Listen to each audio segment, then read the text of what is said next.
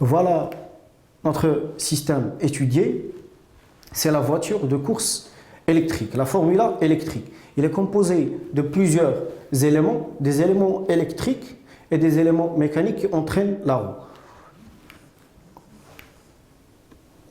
On passe pour voir la fonction de chaque élément, les différentes parties du système. Commençons par la source de l'énergie. C'est une voiture électrique, donc elle est alimentée totalement par une batterie électrique. Et puis cette batterie délivre des grandeurs continues vers un convertisseur continu. Et ce convertisseur, il va délivrer des grandeurs continues vers un convertisseur alternatif. Les deux convertisseurs ont pour fonction globale de varier la tension, dans l'intérêt de varier par la suite la vitesse du moteur, donc varier la vitesse de la voiture. Et par la suite, ces deux convertisseurs alimentent un moteur triphasé, et le moteur triphasé délivre une puissance mécanique de rotation à l'ensemble mécanique qui est la boîte à vitesse et le différentiel qui vont entraîner par la suite la roue. Notre étude se limitera au convertisseur continu qui fait partie du programme de la première année, c'est le hacheur série. Donc, on va faire un petit rappel sur le hacheur série. Commençons par une définition, c'est quoi un hacheur série? C'est tout simplement un convertisseur statique, continu. Statique parce qu'il est fait des éléments statiques tels que le transistor, les thyristors et bien sûr les diodes. Sa fonction principale, il permet d'alimenter une charge qui nécessite un courant tension continue. Exemple le plus fréquent, c'est le moteur à courant continu avec une tension de valeur moyenne variable à partir d'une source de tension continue constante. Donc il permet d'avoir des grandeurs à la sortie variables qui vont par la suite nous permettre d'avoir comme conséquence la variation de la vitesse du moteur par exemple. Et puis, son symbole est le suivant, un carré, l'entrée c'est une tension continue constante, il permet d'avoir à partir d'une tension constante une tension variable, de valeur moyenne précisément variable. Bien sûr, tel que toutes les convertisseurs nécessitent une commande pour assurer cette variation. Le schéma de principe d'un hacheur série est le suivant. Il est composé bien sûr d'un élément qui est l'élément statique, qui peut être transistor ou thyristor, et la charge qui nécessite l'alimentation en continu. Bien sûr, il doit être alimenté par une tension continue. Et on peut ajouter des éléments qui permettent de faire un fonctionnement optimal tel que la bobine de lissage et une diode. On doit parler en général d'un interrupteur électronique qu'on les appelle les commutateurs parce qu'ils fonctionnent en deux états, en commutation, soit l'état bloqué ou l'état fermé. Ces interrupteurs électroniques en réalité sont soit des transistors ou des thyristors où il y a d'autres technologies dans le marché. On passe à une petite analyse du fonctionnement de l'hacheur série. On va faire le tracé des différents signaux des grandeurs en concordance de temps et dans des intervalles de fonctionnement. Il y a deux principaux intervalles. L'intervalle pour lequel l'interrupteur est fermé, on l'appelle T-on, et l'intervalle pour lequel l'interrupteur est fermé, on l'appelle T-off.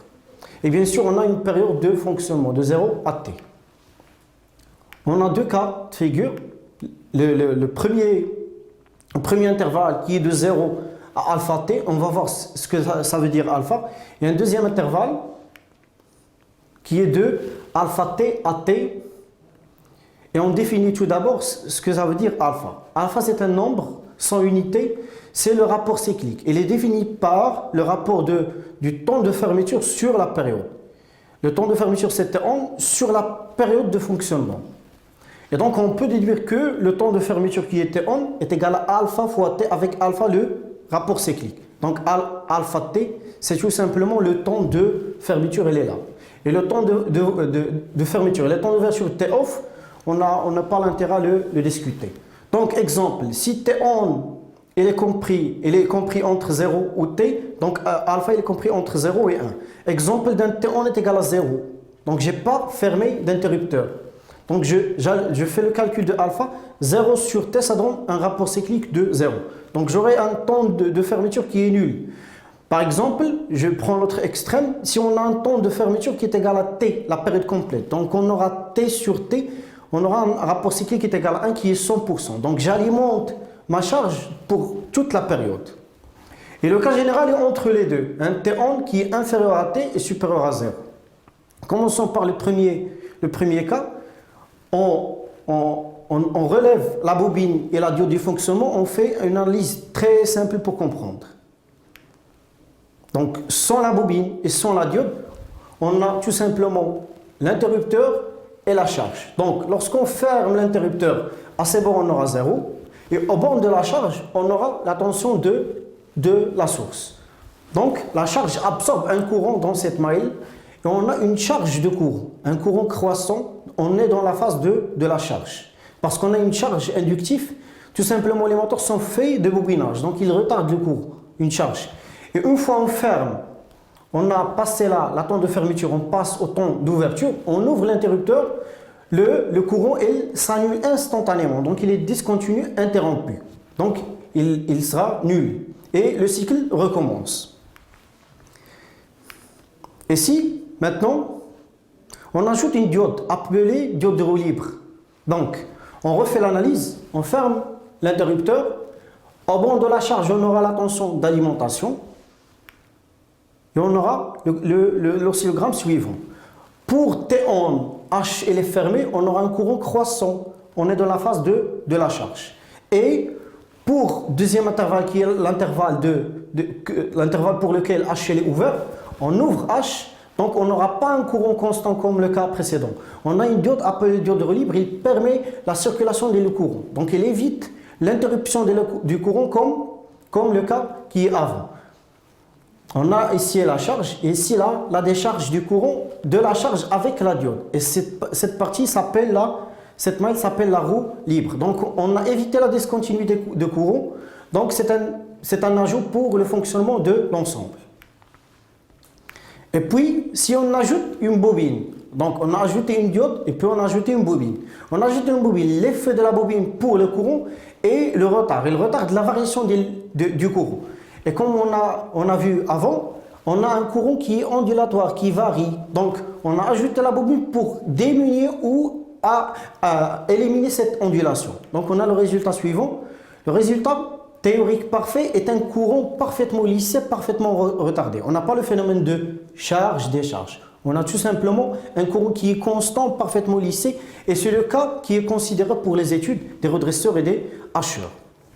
Puis on passe à l'analyse de chaque intervalle pour les tensions. H fermé, donc on aura V au borne de la charge, c'est U, et puis VH, lorsque H il est fermé, il se comporte comme un fil, à ces bornes on aura 0. Et VD, la diode est bloquée dans le premier intervalle. Il est bloqué, donc le courant est nul. Le courant est nul, mais la tension, c'est une tension négative. La diode, elle est montée inversée. Donc, à ces bornes, on aura une VD qui est égale à moins U. C'est pour ça qu'il est bloqué. Et le courant ID, il est nul parce que la diode, elle est bloquée. On passe au deuxième intervalle. Pour H, il est ouvert. Donc, D, elle est inversée, elle est fermée. D est fermé. Donc, au borne de la charge, on aura V. Et V est la tension inverse au borne de la diode avec une diode qui est bloquée, et qui est passante. Passante se comporte comme un fil. Donc, on aura V, elle est nulle. Et pour la tension VH au borne de l'interrupteur, on fait la loi des mailles. V moins VH moins V est égal à 0. V est égal à 0 au borne de la diode. Donc, on aura VH est égal à tout simplement V. Il est positif. Et VD, elle est nulle parce que la diode, elle est passante. Elle se comporte comme un fil. IH, elle est nulle parce que H, elle est ouverte. Et ID est égal à I moyen parce que ID est le courant qui circule dans la charge. On a une maille, on a des éléments en série, donc ils ont le même courant. Et le cycle recommence et comme résultat, on a un signal carré au borne de la charge, la tension, et un courant parfaitement lissé. Et comme vous voyez ici, on a un signal de valeur moyenne positive. Donc on passe à notre activité et dans laquelle on a un travail demandé.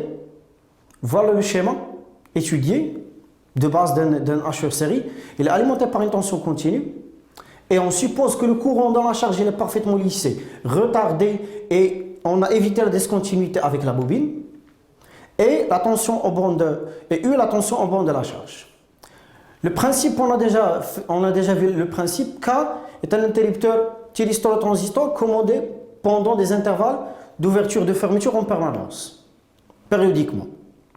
Le principe d'un lâcheur consiste à couper puis alimenter périodiquement, ce qui nous donne un signal carré, donc une valeur moyenne réglable qui dépend de T on et T off. Résultat, une valeur moyenne de cette tension dépend directement de T on et T off.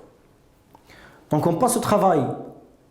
Le travail demandé, on a comme donné la tension, le chronogramme de la tension aux bornes de la charge, et à partir de ce chronogramme, il est demandé de calculer V, la tension délivrée par la source. Et on peut bien voir que pour cet intervalle, U au borne de la charge est égal à 40. Et pour cet intervalle, U au borne de la charge, il est nul. Donc cet intervalle est T on et cet intervalle est T off. Et l'ensemble, c'est la période de fonctionnement. Donc, au borne de la charge, pour cet intervalle, c'est 40. Donc, on sait bien qu'au borne de la charge, dans cet intervalle, et la tension de la source, donc, elle est de 40, tout simplement, elle est de 40 volts. Elle est lisible sur le chronogramme. On passe à l'autre question. B. Donc, il est demandé de calculer la fréquence, et on sait bien que la fréquence elle dépend de la période. F est égal à 1 sur T. Donc, si on calcule la période, on peut déterminer tout simplement la fréquence. Et on a T on avec T off. Il nous donne la période. On peut calculer tout simplement la période avec l'unité ici, le milliseconde. 2 millisecondes, 4 millisecondes, 5 millisecondes. Donc on a une période de 5 millisecondes. Et on remplace le milli avec 10 à la puissance moins 3. Donc on aura une fréquence de hachage de 200 Hz. On passe à la suite. Il est demandé de calculer le rapport cyclique. Le rapport cyclique par définition est le temps de fermeture sur la période. On peut lire la valeur du temps de fermeture qui était en 2 millisecondes, 3 millisecondes et demi. Donc 3 millisecondes sur une période de 5 millisecondes, ça donne un rapport cyclique de 0,7.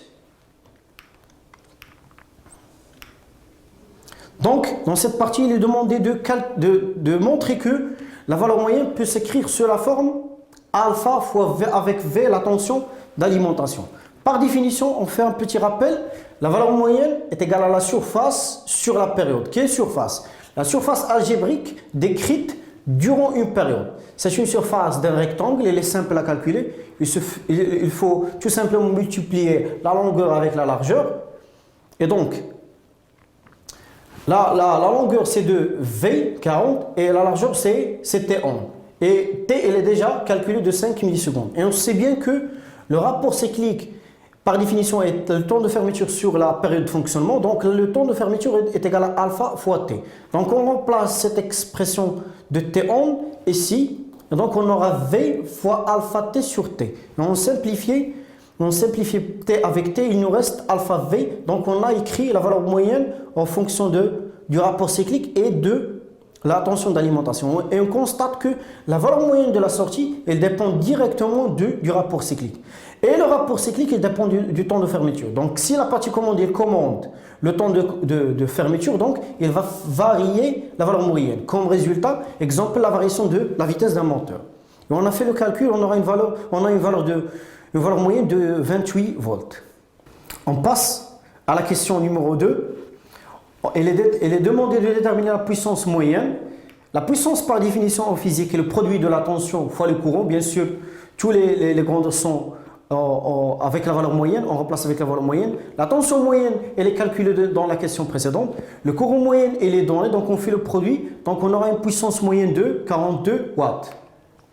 Dans la question 3, il est demandé de définir le rôle de la bobine. On a fait, dans le rappel, on a décrit le rôle de la bobine dans l'analyse. La bobine a pour rôle de lisser le courant. On a un courant qui est ondulatoire, il varie. Donc pour éviter ou diminuer ou minimiser ces ondulations, on ajoute un élément qui retarde le courant. Donc c'est la bobine. La quatrième question, il est demandé de décrire le rôle de la diode.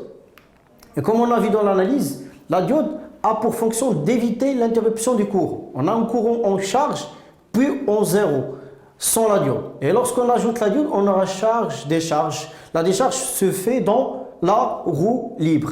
Donc, L'intérêt de la diode est d'éviter l'interruption. Comme résultat, l'interruption du courant, elle va provoquer des surintensités. Donc, lorsque j'évite l'interruption du courant, j'évite un risque, un danger qui est les surtensions provoquées par la charge. Et la dernière question, il est demandé de proposer quels sont les interrupteurs qui vont faire en réalité les composants électroniques. Donc, ils sont faits soit par un transistor ou par un thyristor. Il y a d'autres technologies dans le marché. Et on a fini avec l'activité. Et merci pour votre attention et prenez soin de vous.